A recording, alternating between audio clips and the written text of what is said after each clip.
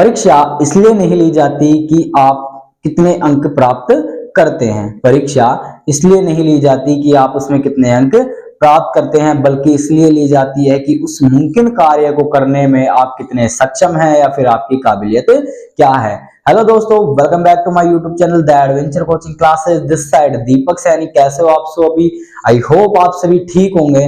So start करते हैं आज की हमारी क्लास। आज की क्लास के अंदर हम प्रश्नावली 5.1 जो समांतर श्रेणी है आपकी, उसकी 5.1 एक्सरसाइज का प्रश्न संख्या 1 हल करेंगे। ठीक है, आइए देखते हैं प्रश्न संख्या 1। प्रश्न संख्या 1 में कहा गया है कि निम्नलिखित स्थितियों में किन स्थितियों में संबंध संख्याओं की सूची एपी है। यानी कि आपको बताना है कि आपको निम्न स्थितियां यहाँ पे दी जाएंगी, उसमें आपको बताना है कि एपी यहाँ पे बनेगी या नहीं। ठीक है, आइए देखते हैं पहली स्थिति। प्रथम स्थिति के अंदर आपसे कहा गया है कि प्रत्येक किलोमीटर के बाद टैक्सी का किराया, जबकि प्रथम किलोमीटर के लिए किराया 15 रुपए है। यानी कि जो आप पहला किलोमीटर चलेंगे टैक्सी से, 1 किलोमीटर जाने के बाद जो 15 रुपए लगेगा। ठीक है, और प्रत्येक अतिरिक्त किलोमीटर का किराया 8 रुपए है। यानी कि 1 किलोमीटर के बाद जैसे ही आप दूसरे किलोमीटर के लिए गए तो 15 रुपए के साथ 8 रुपए और आपके अतिरिक्त ऐड होते जाएंगे। जैसे मैंने देखा, मैं गया पहले 15 किलोमीटर के लिए। ठीक है, अब यहाँ पे आप एपी की बात कर रहे हैं तो आप एक समांतर श्रेणी की रचना करेंगे। ठीक है, यानी कि प्रथम किलोमीटर आपका क्या बनेगा, यहाँ पे प्रथम पद बनेगा, यानी कि टर्म फर्स्ट क्या होती है, टर्म फर्स्ट ए होती है। यानी कि प्रथम किलोमीटर का किराया कितना हुआ आपका, 15 रुपए। कितना हुआ, 15 रुपए। आप गए दूसरे किलोमीटर के लिए। कौन से किलोमीटर के लिए, दूसरे किलोमीटर के लिए। तो उसने क्या कहा कि 15 किलोमीटर तो किराया रहेगा, 15 किलोमीटर तो किराया रहेगा, पर लेकिन प्रत्येक अतिरिक्त किलोमीटर, 1 किलोमीटर के बाद आप जितने किलोमीटर चलेंगे ना उतने ही 8 रुपए आपके ऐड हो जाएंगे। तो मैं तो केवल 1 किलोमीटर के बाद 1 ही किलोमीटर और गया था तो 8 रुपए मैंने और ऐड कर दिए। तो टोटल 15 और 8 कितने हो गए आपके, 23 रुपए। कितने रुपए, 23 रुपए। ठीक है, अब मैं कह रहा हूं कि मैं 3 किलोमीटर चल रहा हूं। कितने, 3 किलोमीटर और चल रहा हूं। तो अब मैं क्या बोलूंगा, मेरे 15 रुपए तो भाई जा वाजिब रहेंगे, 15 रुपए आपको फिक्स देने ही पड़ेंगे वहां पे। इसके अलावा मैंने कहा कि उसने कितने किलोमीटर चले भाई, 1 किलोमीटर के बाद टोटल 3 चल रहा है तो 1 किलोमीटर के बाद मैं कितने किलोमीटर और गया, 2 किलोमीटर और गया, वहां से 2 किलोमीटर और गया। तो 1 किलोमीटर अतिरिक्त के लिए 8 रुपए, 2 के लिए 8 दूनी 16। तो मेरे को 15 तो देने पड़ेंगे, इसके अतिरिक्त 16 रुपए और दूंगा मैं। तो 16 और 15 हो गए आपके 31 रुपए। कितने रुपए, 31 रुपए। या आप ऐसे भी कर सकते हैं, इस 23 में 8 और जोड़ दीजिए, 23 में 8 और जोड़ दीजिए तो भी आपका 31 आ जाएगा। ऐसे भी कर सकते हैं आप कि भाई इसमें ये लिख सकते हैं 23 में 8 जोड़ के भी आप 31 लेके आ सकते हैं। क्यों, क्योंकि पिछले किलोमीटर के अंदर आप 8 और जोड़ दीजिए और आगे वाला किलोमीटर आता जाएगा। यानी कि प्रत्येक किलोमीटर में 8 और जोड़ते जाइए, अगले किलोमीटर का किराया आ जाएगा। अभी ध्यान से देखिए, आपकी समांतर श्रेणी में क्या आया, एक 15 आया, अगला 23 आया, अगला 31 आया। अब आपको पता करना है कि समांतर श्रेणी है या नहीं। हमने क्या पढ़ा था कि भाई अगर कोई एपी समांतर श्रेणी है यानी कि एपी होगी तो उसका जो सार्व अंतर है प्रत्येक पद के लिए क्या होगा, समान होगा। सार्व अंतर, समांतर, पाठ का नाम क्या है, समांतर श्रेणी। क्या है, समांतर श्रेणी, यानी कि समान अंतर रहेगा प्रत्येक पद में। क्या रहेगा, समान अंतर। आइए निकालते हैं। मैं निकालता हूं D1, मैं D1 बोल देता हूं, बकायदा D सेम ही रहता है प्रत्येक पद के लिए, तो मैं बोल देता हूं D1, एक बार नाम दे देता हूं। तो निकालिए, D1 क्या होता है, पिछले पद में से अगला पद माइनस करते हैं, यानी कि T2 माइनस T1। पिछले पद में से हमेशा अगला पद माइनस करेंगे। तो निकालिए, पिछला था 23, सेकंड पद 23, अगला पद है 15। तो कितना आया उत्तर, यहाँ पे 8 आया। 23 में से 15 गए तो 8 आया। एक बार मैं D2 भी निकाल के देख लेता हूँ कितना आया। D2 क्या करेंगे, T3 में से T2 घटा देंगे। तो घटा के देखो, T3 था 31, उसमें से मैंने 23 घटा दिया। दूसरा पद 23 था ना मेरा, 23 घटा दे तो भी मेरा 8 रुपए आ रहा है। तो यानी कि जो प्रत्येक पद में चल रहा हूं उसमें भी इसका सार्व अंतर है जो क्या आ रहा है, समान आ रहा है। तो आप यहाँ पे क्या करेंगे, कहेंगे यह स्थिति एपी है, यह स्थिति एपी है। ठीक है, ये आपका प्रश्न संख्या पहला था। आई बात समझ में?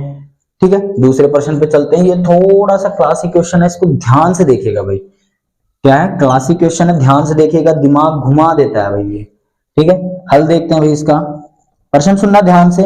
किसी बेलन में उपस्थित हवा की मात्रा, किसी बेलन में उपस्थित हवा की मात्रा जबकि वायु निकालने वाला पंप, यानी कि एक पंप लगा हुआ है जो उस सिलेंडर में से क्या निकाल देता है, हवा निकालता है, प्रत्येक बार शेष हवा का 1/4 बाहर निकाल देता है।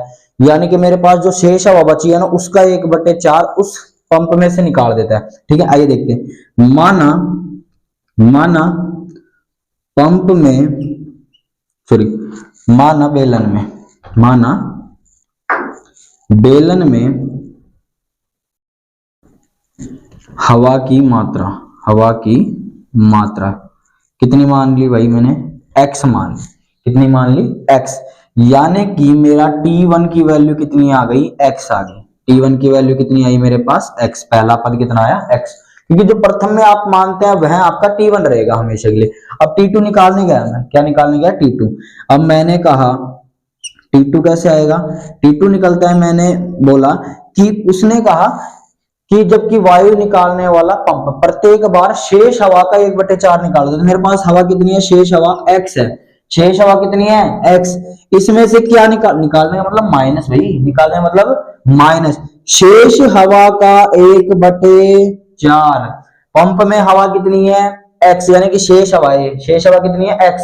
उस शेष हवा का क्या निकाल देता है, शेष हवा का क्या निकाल देता है, 1/4 भाग बाहर निकाल देता है। तो भाई माइनस करिएगा, माइनस किया भाई, 4 एलसीएम लेंगे भाई।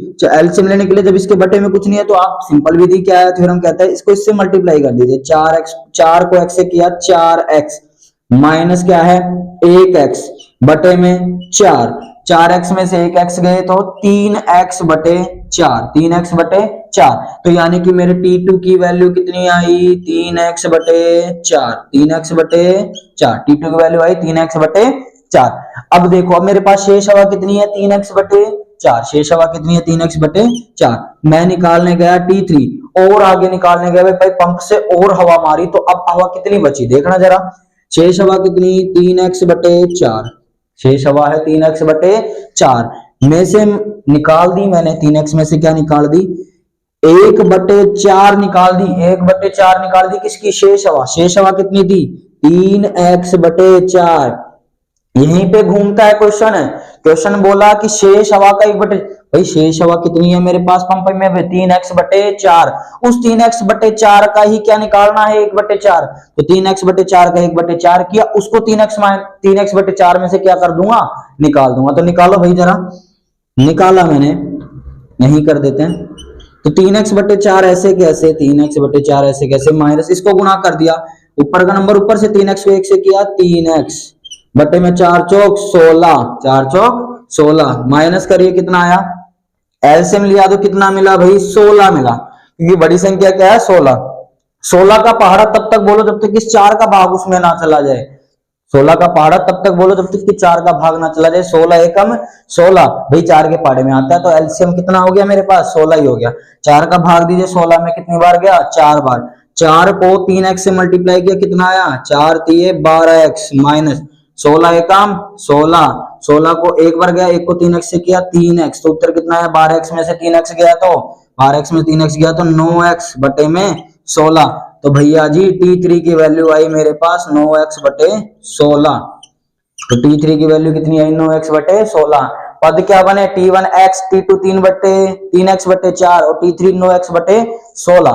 अब भाई समांतर श्रेणी तब बनेगी जब उसकी D की वैल्यू क्या आएगी, प्रत्येक पद में समान आएगी।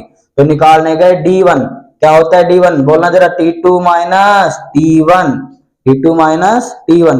T2 की वैल्यू 3x बटे 4 माइनस T1 की वैल्यू x, घटा दो, घटाया भाई घटाया, 4 को x से किया तो ये हो गया 3x माइनस 4 को x से किया 4x बटे में 4, माइनस के 4x में से 3x गए तो माइनस के 1x बचे और बटे में 4, यानी कि D1 की वैल्यू कितनी आई, माइनस के x बटे 4।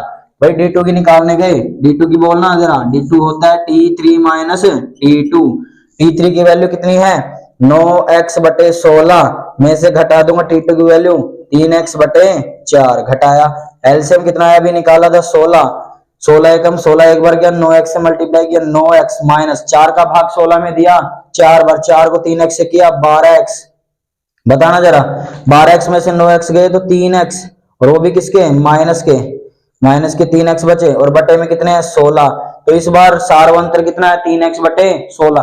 तो भैया जी D1 not equal D2, not equal D2 भी। यहाँ पे तो क्या था D1 इक्वल टू D2 था, तब आपने क्या बोला कि ये क्या है AP है, बोल दिया था ना तब AP है। पर इस बार D1 की वैल्यू आ रही है -x बटे 4 और D2 की आ रही है -3x बटे 16। तो भैया जी इस बराबर नहीं है। तो आप क्या बोलेंगे, यह स्थिति, अतः यह स्थिति AP नहीं है, यह स्थिति AP नहीं है। क्लियर, क्लियर क्या, ठीक है, फटाफट नोट कर दीजिए, अगला क्वेश्चन करते हैं।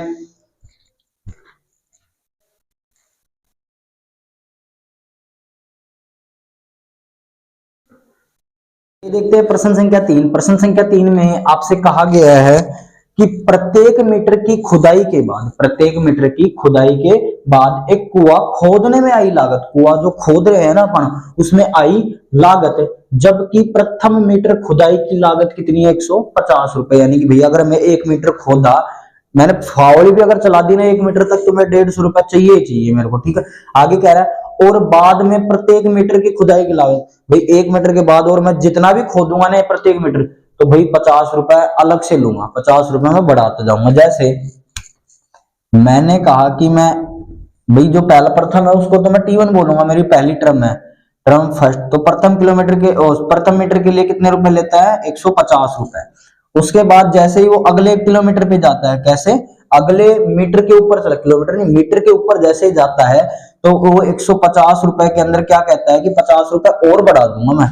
तो 50 रुपए और ले लिया, 2 मीटर के कितने लेगा 150 में 50 और जोड़ दिया तो कितने रुपए 200 रुपए चार्ज करेगा, ठीक है। जैसे ही मैं बोला कि मैं 3 मीटर खुदवाना चाहता हूं, तो अब क्या करेगा, जो 2 मीटर तक तो 200 हो गए थे, फिर 50 और बढ़ा देगा भाई साहब, वो 50 और बढ़ा दिए, तो अब कितने हो गए उसके 250 रुपए। कितने रुपए 250 रुपए। सिंपल सी बात है, जैसे पिछले पहले क्वेश्चन में किया था अपन ने, ठीक है। पहले क्वेश्चन में किया था, क्या हुआ कि भाई पहले मीटर के लिए 150 रुपए लेगा और दूसरे मीटर के लिए 150 में 50 और जोड़ देगा, तीसरे मीटर के लिए जो जोड़े थे 50, 200 हो गए तो उसमें 50 और जोड़ देगा, ठीक है। ये मेरी श्रेणी बनी। तो T1 की वैल्यू 150, T2 की वैल्यू 200, T3 की 250। अब मैं क्या कहता हूं कि भाई अब मेरे को अगर AP दिखानी है तो मैं क्या करूंगा, इसका D की वैल्यू निकालूंगा, D की वैल्यू निकालूंगा। ये D1 की वैल्यू निकाल के बोलना जरा, D1 बराबर है T2 minus T1, T2 minus T1। T2 की वैल्यू 200, भाई T2 की वैल्यू कितनी है 200,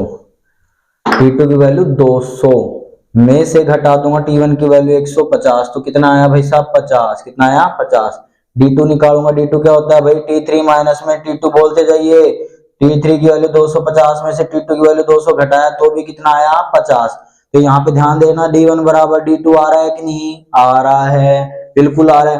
तो आप बोलेंगे अतः यह स्थिति क्या है AP है, AP है। बिल्कुल भाई आई समझ में, AP है। आगे चलिए, हो गया। अगले क्वेश्चन पे आ जाइए, बिल्कुल सिंपल है भाई, कुछ नहीं करना। अगले क्वेश्चन में आइए, खाते में प्रत्येक वर्ष का मिश्रधन। मिश्रधन क्या होता है भाई, मूलधन प्लस में ब्याज। मिश्रधन क्या होता है, मूलधन प्लस में ब्याज। मूलधन प्लस में ब्याज क्या हो जाएगा आपका मिश्रधन, क्या हो जाएगा मिश्रधन। अब क्वेश्चन बोल रहे, चलो यहां तक छोड़ो, आगे देखो। जबकि 10,000 रुपए की राशि, 10,000 रुपए की राशि 8% वार्षिक की दर से, वार्षिक की दर से यानी कि 1 वर्ष की बात कर रहा है, मतलब प्रत्येक वर्ष में चलता जाएगा ना तो आएगा, ठीक है। वार्षिक की दर से 8% की दर से, 8% की दर से क्या निकलवा रहा है भाई, चक्रवर्ती ब्याज। क्या निकलवा रहा है, चक्रवर्ती ब्याज। तो भैया जी एक बात तो गांठ बांध लेना, क्या कहा मैंने, एक बात तो गांठ बांध लेना, क्या कि भैया जी जब भी आपको चक्रवर्ती ब्याज का नाम ले और कहे AP है तो मना कर देना। चक्रवर्ती ब्याज का नाम ले कहे AP है तो मना कर देना, क्योंकि भैया जी चक्रवर्ती ब्याज में कभी भी AP नहीं बनती। और हाँ, यहाँ पे अगर साधारण ब्याज का नाम लेता तो आप AP के लिए क्या कर देते, हाँ AP है। पर यहाँ पे क्या बोला उसने, चक्रवर्ती ब्याज, तो AP नहीं आएगी, AP नहीं आएगी। निकालते हैं, हल करते हैं अपना। हल किया, हल तो करना ही पड़ेगा भाई। स्टार्टिंग में मेरे पास रुपए कितने दिए मैंने, 10,000, तो मेरे पास T1 की टर्म कितनी आई, 10,000 रुपए। T1 की टर्म कितनी आई, 10,000 रुपए। जैसे ही T2 निकालने गया, क्या T2 निकालने गया, तो भैया जी T2 होती है मेरी चक्रवर्ती ब्याज, जो आएगा उसमें मूलधन जोड़ूंगा तभी तो मिलेगी। तो आइए जोड़ते हैं। T2 चक्रवर्ती ब्याज निकाल, तो चक्रवर्ती ब्याज का फॉर्मूला होता है प्रिंसिपल प्लस, यानी कि मूलधन प्लस में ब्रैकेट 1 प्लस में रेट यानी कि दर बटे 100 की पावर होती है समय, की पावर होती है समय। समय कितना है, दूसरे वर्ष के लिए चल रहा है तो भाई 1 साल ही है, प्रत्येक साल के लिए निकालूंगा समय, तो मैं सॉरी ब्याज है ना, मैं प्रत्येक साल के लिए निकालूंगा, यानी कि साल कितनी रहेगी मेरी, 1 ही रहेगी। यानी कि मैं बोला कि दूसरे वर्ष में जा रहा हूं, तो भाई पहले वर्ष का तो मेरे पास है ही, तो दूसरे वर्ष के लिए जाऊंगा तो समय अभी भी कितना है, 1 ही वर्ष है, अभी भी कितना है, 1 ही वर्ष। तो निकालिए प्रिंसिपल कितना है मेरे पास, 10,000 रुपए, कितना है 10,000 प्लस 1 प्लस में रेट कितनी है भाई, 8% कितनी है, 8% बटे में 100, समय कितना 1, समय कितना 1, निकालिए भाई, निकालिएगा। ये हो जाएगा 10,000 प्लस में 100 को 1 से गुणा किया, 100 एकम 100, प्लस में 8 तो कितना बन गया 108, और बटे में 100, 108 बटे 100 की पावर कितनी है 1, की पावर कितनी है 1, पावर कितनी है 1, सॉरी यहाँ पे प्लस नहीं लगेगा, क्या आएगा मल्टीप्लाई, क्या आ जाएगा मल्टीप्लाई, सॉरी भाई लोगों, क्या आएगा मल्टीप्लाई, आ गया मल्टीप्लाई। अब क्या करना है, कुछ नहीं करना भाई, 1 2 0 से 2 0 काट दो, 2 0 से 2 0 काट दो, ये मल्टीप्लाई है भाई, ध्यान रखना यहाँ पे गुणा का चिन्ह है, क्या है गुणा का चिन्ह, 2 0 से 2 0 काट दी, क्या बचा मेरे पास, मेरे पास बचा भाई 100 गुणा में ऊपर बच गया 108, 100 को 108 से गुणा किया तो कितना आया भाई 10,800, कितना आया 10,800 रुपए। तो भाई अगले वर्ष के लिए उसको कितने रुपए देने पड़ेंगे, 10,800 रुपए। तो मेरी T2 की टर्म कितनी आई 10,800, 10,800। T3 निकालने जाऊं, T3 निकालने गया, T3 सेम। अब क्या चक्रवर्ती ब्याज पे क्या होता है, ब्याज के ऊपर ब्याज लगता है, यानी कि जो पिछला मूलधन था, पिछला मूलधन क्या है 10,800, 10,800, उसी के ऊपर क्या लगेगा ब्याज लगेगा, तो 10,800 ले आओ भाई, 10,800 गुणा में 1 प्लस में रेट अभी भी 8 है बटे में 100, समय अभी भी कितना है 1 ही वर्ष लगाने की आवश्यकता नहीं है, कितना बना 10,800 गुणा में 100 एकम 100, 100 और 8 108 बटे में 100, 100 108 बटे में 100, 2 0 से 2 0 काटी, कितना बना 2 0 से 2 0 काटी, 108 को 108 से गुणा कर दो, कितना आएगा भाई 108 गुणा 108 करते जाइए, कितना आया 8 8 64, 4 असील 6, 8 एकम 8, 0 0 0 गुणा गुणा 8 0 1 6 सॉरी 4 6 6 1 1, 11,664, 11,664 रुपए, 11,664 रुपए। तो T3 की वैल्यू कितनी आई 11,664 रुपए, कितने आई भाई 11,664 रुपए। तो T3 का टर्म आ गया मेरे पास 11,664 रुपए, आई कि नहीं।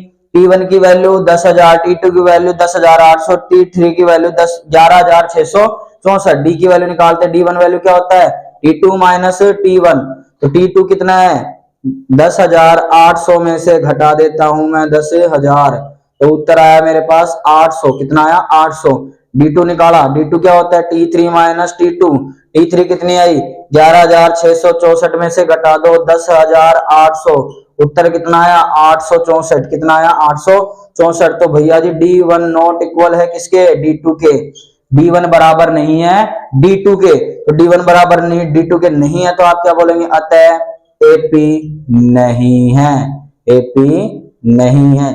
सिंपल सी बात है भाई, नहीं समझ में आया दोबारा देखो, उसने कहा कि मेरे पास स्टार्टिंग में 10,000 रुपए थे, यानी कि मेरे पास पहली टर्म कितनी है 10,000 रुपए। अब 10,000 रुपए पे क्या लगाना है चक्रवर्ती ब्याज, चक्रवर्ती ब्याज का फॉर्मूला होता है मूलधन गुणा ब्रैकेट 1 प्लस में दर बटे 100 की पावर होती है समय। तो मैंने लगाया मूलधन 10,000 गुणा में 1 प्लस में दर है 8% बटे में 100 की पावर 1, पावर 1 का मतलब 1 है, हट गई कोई दिक्कत नहीं है, 100 एकम 100 एलसीएम तो लिया होगा भाई, 100 एकम 100 प्लस में 8 108 बटे में 100 गुणा में बाहर था 10,000, 2 0 से 2 0 काटी, 100 को 108 से गुणा किया तो कितना है 10,800, तो दूसरी टर्म कितनी आई 10,800। अब चक्रवर्ती ब्याज में क्या होता है, जो आपके पास हमने नया मूलधन बनाया उसी के ऊपर क्या लगाओगे आप, ब्याज। तो 10,800 के ऊपर फिर 8% की दर से लगाया ब्याज। तो इस बार T3 कितनी आई, यानी कि तीसरे वर्ष के लिए ब्याज कितना देना पड़ेगा, 11,664 रुपए। उसको पूरी मूलधन देना हो गया, मूलधन जो टोटल था 10,000 के साथ, तब हो गया 11,664। तो भाई D1 निकाल के देखा तो 800, D2 निकाल के देखा तो 864। तो D1 बराबर नहीं है D2 की, तो भाई AP तभी बनेगी जब आपका D1 बराबर ही रहेगा प्रत्येक पद में। तो ये बराबर नहीं है, ये AP नहीं है। तो इसी के साथ आपका पहला प्रश्न समाप्त हुआ। आई होप आपको समझ में आया होगा। भाई अगर जिसको समझ में आया, अच्छी क्लास लग रही है, तो आप चैनल को सब्सक्राइब करिए, लाइक करिए और शेयर करिए। और भैया जी रिक्वेस्ट है, जिससे को अगर समझ में नहीं आया तो वो इसको इग्नोर करें। मिलते हैं बाकी नेक्स्ट क्लास में। जय हिंद।